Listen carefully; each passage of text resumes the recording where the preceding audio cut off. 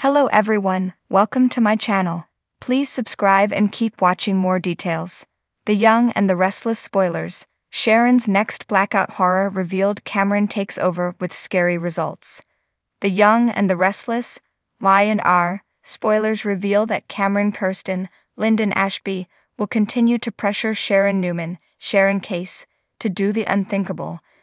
It's bad enough that Sharon seemingly caused Heather Stevens, Vale Bloom, grisly outcome, but Cameron still wants her to wipe out Daniel Romalotti Jr., Michael Graziadei, too.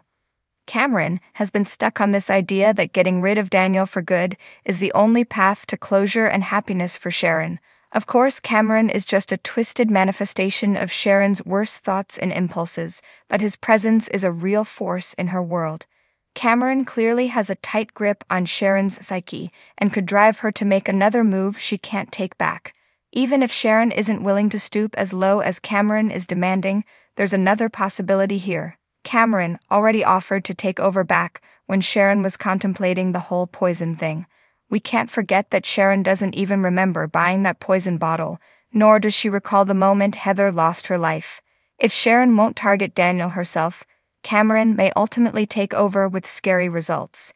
It'd be interesting if Y&R actually filmed Cameron harming Daniel to illustrate exactly what's going on in Sharon's head.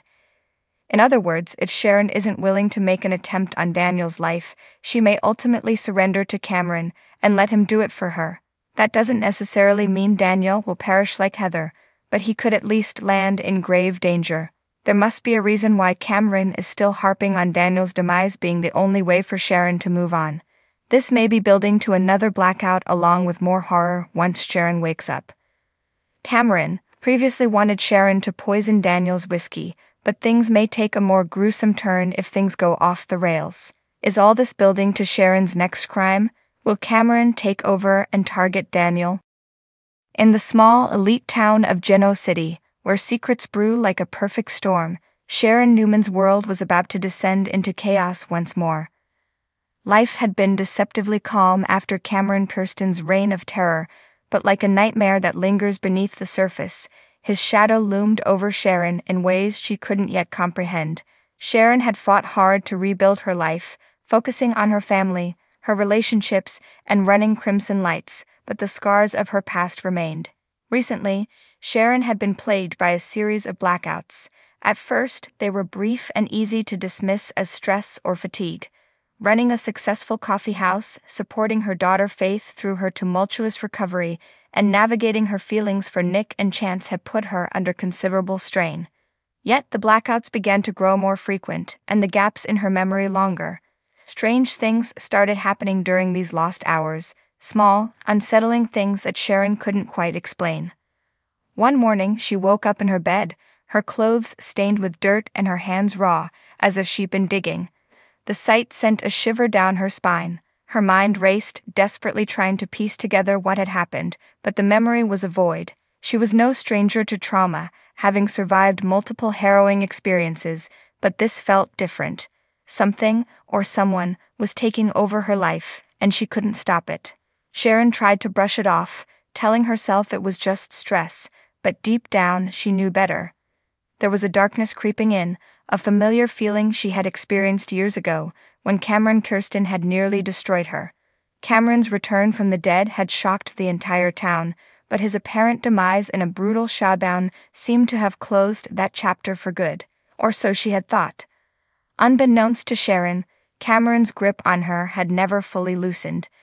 Though his physical form was gone, his twisted obsession with her had somehow survived, manifesting in ways Sharon couldn't yet understand, and now that obsession was taking a terrifying hold on her mind.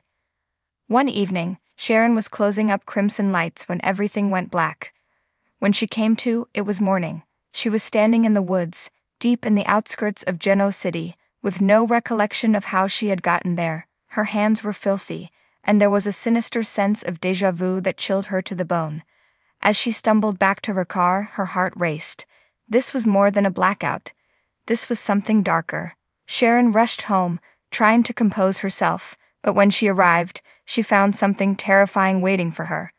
Taped to her front door was a note, scrawled in handwriting she didn't recognize. It read, "You can't escape me, Sharon, you never could." The words sent a jolt of fear through her entire body. She knew Cameron was dead, she had seen it with her own eyes, but it felt as if he was still alive, taunting her from beyond the grave. Desperate for answers, Sharon confided in Nick. He had been her rock for so many years, and despite their complicated history, she knew he would protect her at all costs.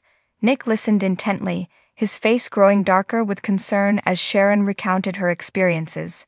They both knew the damage Cameron had caused in the past, and the idea that he could somehow still be manipulating her life was a horrifying prospect.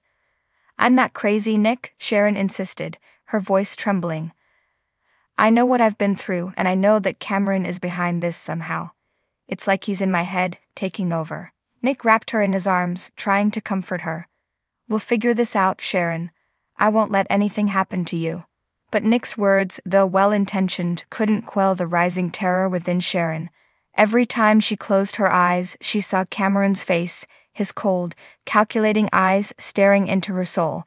The blackouts were becoming more frequent, and each time she lost consciousness, something darker seemed to emerge. One fateful night, things escalated beyond Sharon's worst nightmares. She was at home alone, trying to relax and clear her mind, when she felt the familiar haze of a blackout approaching. But this time, instead of slipping into unconsciousness, she fought against it, determined to stay awake. That's when she heard a voice, Cameron's voice, whispering in her ear. "You thought you could be free of me, Sharon. You're mine, and I will never let you go." Sharon gasped, clutching her head as the voice grew louder. It was as if Cameron had taken over her mind, forcing her to relive the worst moments of her life. Visions of the past flooded her, of Cameron's relentless torment, of the pain and fear she had endured. She could feel his presence, as real as if he were standing right next to her, controlling her thoughts, her actions. Suddenly, Sharon's body moved of its own accord. She was no longer in control. She walked to the mirror and stared at her reflection, but the face staring back wasn't her own. It was Cameron's, smiling wickedly. In a panic, Sharon grabbed her phone and called Nick, her voice barely audible through her sobs. "Nick, something's wrong. I'm not in control. Cameron, he's here." Nick raced to her house, bursting through the door to find Sharon standing in the middle of the living room, her eyes vacant as if she were in a trance. He called her name, but she didn't respond. Instead, she turned to him, a cruel smile spreading across her face, and in a voice that wasn't her own, she said, "Sharon's not here anymore, Nick. She's mine now." Terrified, Nick realized that Cameron's hold on Sharon was stronger than they had imagined. Somehow, he had found a way to take over her mind, to possess her in a way that defied explanation. As Nick tried to snap Sharon out of it, she lunged at him, her movements erratic and violent. This wasn't the woman he knew. This was Cameron, using her as a puppet. Sharon's next blackout horror had just begun, and it was clear that Cameron's twisted revenge was far from over.